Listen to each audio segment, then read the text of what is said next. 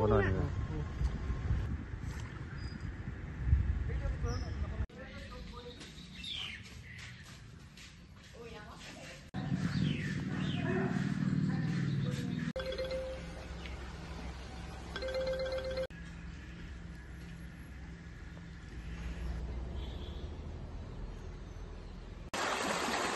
যোৱাকালিৰ পৰা হৈছে আৰু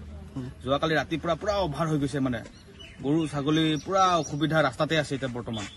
আৰু যিকেইটা গাঁৱৰ মানুহ অসুবিধা আছে এতিয়া স্কুলতে আছে ইয়াত হৈ আছে খোৱা বোৱা অসুবিধা তাতে গৰম বহুত কাৰেণ্ট চাৰেণ্ট নাই ৰিলিফ পাইছে নেকি ৰিলিফটো দিছে ৰিলিফৰ নামত কি কম দুমককে চাউলটো দিছে হা এতিয়া ঘৰৰ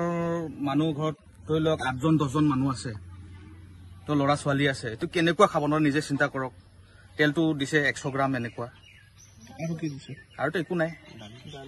দালি অলপ দিছে বোলে এদিনে দিছে নেকি এদিনে দিছে চলিব নোৱাৰিম ন তেনেকুৱাতো দিন হাজিৰা কৰি খোৱা মানুহটো কেনেকৈ কৰি খাব কি কৰিম আৰু এইটোতো চৰকাৰটো সুবিধাটো তেনেকুৱাতো নায়েই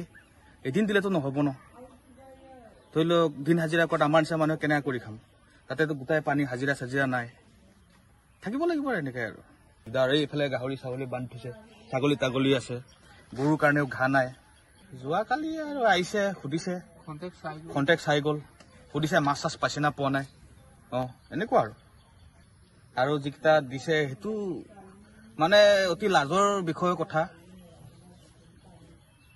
জানিব লাগে এতিয়া ইমান ডাঙৰ গাঁও হা আমাৰ গাঁৱৰ এইখন গাঁৱত 180 ঘৰ মানুহ আছে হা 180 ঘৰৰ ভিতৰত চাউল 5 পেকেট আনিছে